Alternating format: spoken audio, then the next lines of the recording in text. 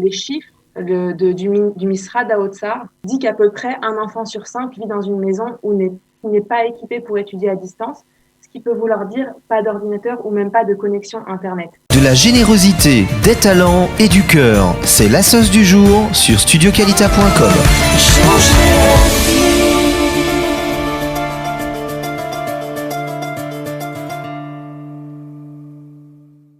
Nous commençons tout de suite avec la situation de la rentrée scolaire et plusieurs milliers de jeunes Israéliens, d'écoliers israéliens qui ne pourront pas visiblement étudier de façon normale cette année pour des raisons économiques, puisque cette année, comme vous le savez, il va y avoir une étude à distance par Zoom, et pour cela il faut des ordinateurs.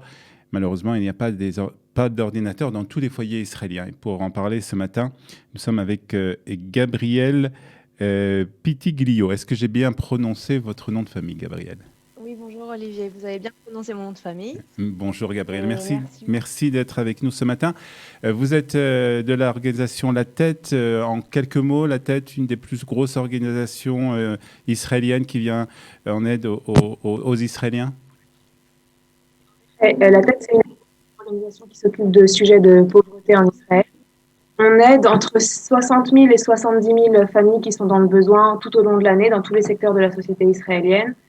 Et on aide aussi, on a un programme d'aide aux survivants de la Shoah qui vivent sous le seuil de pauvreté. C'est une organisation qui a été fondée par un Français en 1996. Gilles Darmon. Et depuis Gilles Darmon, exactement. Et depuis est devenue une des plus grandes en Israël. Voilà, alors on va parler d'un sujet qui nous intéresse un peu plus. C'était la rentrée scolaire il y a 2 jours.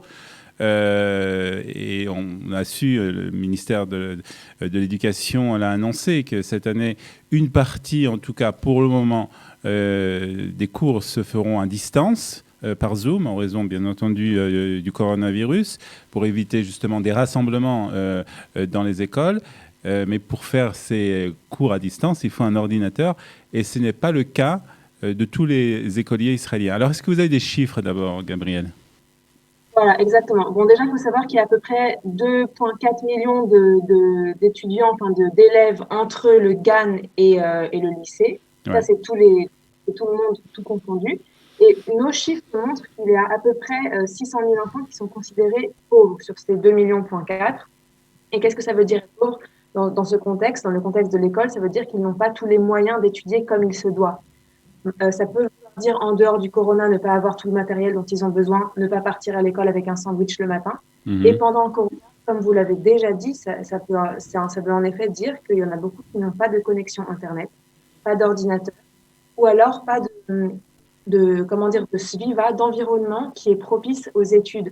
Ça peut vouloir dire une maison où il va pas y avoir de calme, où il va y avoir plein d'enfants à la fois qui vont bouger dans tous les sens, et pas une suiva d'études qui est propice aux études. Et en fait, ce qu'on remarque, c'est que ça va créer des inégalités. Exactement, des inégalités plus prononcées entre les enfants. L'école, c'est un petit peu l'endroit où on est censé mettre à égalité pour pouvoir offrir des chances qui soient égales à tous les enfants du pays. Alors, est-ce qu'on sait, Gabriel, est-ce qu'on peut identifier un peu les secteurs de la population? Dans certains secteurs, est-ce que ce problème est plus prononcé que dans d'autres?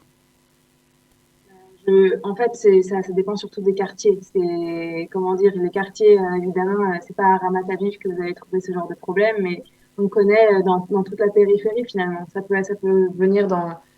Ce phénomène existe dans n'importe quel endroit où les gens vivent sous le seuil de pauvreté, où il y a plus de problèmes en général. C'est les quartiers de la périphérie. Et juste pour revenir sur votre question précédente, les chiffres du Misra d'Aotsar, donc c'est pas les chiffres de la tête, dit qu'à peu près un enfant sur 5 vit dans une maison qui n'est pas équipée pour étudier à distance, ce qui peut vouloir dire pas d'ordinateur ou même pas de connexion Internet. Ouais. Et j'ajouterais juste à ça que nous, La Tête, en plus de ce chiffre qui est donc officiel du gouvernement, nous, on est allé faire un petit tour parmi les gens qu'on soutient toute l'année. Et eux nous disent qu'en fait, il y en a 60% qui déclarent eux-mêmes ne pas pouvoir donner à leurs enfants les conditions suffisantes pour étudier de loin. Donc on parle de plusieurs dizaines, même centaines de milliers d'écoliers israéliens qui n'auront pas cette année la possibilité, en tout cas, d'étudier dans des bonnes conditions. Est-ce que le gouvernement d'abord fait quelque chose? Il y a un programme qui s'appelle Marchef pour tous, ordinateur pour tous. Est-ce que ce programme existe encore? Est-ce qu'il y a quelque chose qui est fait par rapport à ça? Alors, en ce qui concerne les programmes du gouvernement, je suis pas vraiment. Nous, Ok, on est une ONG, donc on fait les d'accord. choses par nous-mêmes. Et ce que je peux dire, c'est qu'il y a énormément d'initiatives privées qui en fait qui font ça. Des gens qui ont un ordinateur à la maison et qui vont à la Hamouta du coin. Chacun peut faire ça d'ailleurs. Chacun qui a un ordinateur qui est chez lui peut aller à l'école du coin ou même faire Google ou donner mon ordinateur. Il y a beaucoup, beaucoup, beaucoup d'organisations qui s'occupent de ça. Chez nous même, on a le mouvement de jeunesse en fait de la tête, l'organisation de jeunesse qui s'appelle Noir la tête. Une petite fille de 13 ans qui a décidé, elle s'appelle Noya Yehia, qui a décidé qu'elle allait faire exactement ça, qu'elle allait demander aux personnes qui ont des ordinateurs dont ils ne se servent pas de les passer à Noir la tête. Et Noir la tête, les jeunes en fait de notre mouvement de jeunesse se sont occupés de les passer à des techniciens qui les ont réparés gratuitement et qui les ont redistribués. Il y a des dizaines de familles qui ont, grâce à ça, eu des ordinateurs. Donc, il y a toujours des torgnottes du Toujours gouvernement. des En programmes. fait, voilà, le programme du gouvernement, je ne sais pas exactement ce qui se fait, mais je sais qu'il y a beaucoup d'initiatives des Ouais. gens. Et donc, ça, c'est quelque chose qu'il faut encourager et chacun peut participer. Alors, vous nous avez parlé de cette initiative. Je suppose aussi que la tête se prépare pour les fêtes de Tishri, pour les fêtes de Rosh Hashanah et de Yom Kippour. Est-ce que vous distribuez des repas ou des bons d'achat chaque année? Est-ce que ça va être le cas encore cette année? Forcément, cette année, ça va être le cas et encore plus que d'habitude parce qu'on a vu qu'il y a eu un bond en fait dans les demandes d'aide au centre. On a un centre d'appel pour les personnes en difficulté à la tête et en fait, ce centre d'appel a explosé depuis le début du corona. On a eu des montées où parfois on avait fois deux le nombre d'appels qu'on avait d'habitude. Là, ça s'est un petit peu calmé. On a fois un et demi. On a quand même des demandes qui sont toujours très très hautes et on essaye d'y répondre de la manière la plus rapide et professionnelle qui soit. Là, en fait, on s'est préparé on a déjà ajouté 10 000 familles à notre cercle de bénéficiaires. Pour nous, c'est un bond qui n'avait jamais été fait avant. C'est quelque C'est-à-dire chose 10 000 familles qui se sont rajoutées, donc vous allez vous occuper d'une manière régulière. 10 000 familles, et ça, c'est à cause de la crise du coronavirus?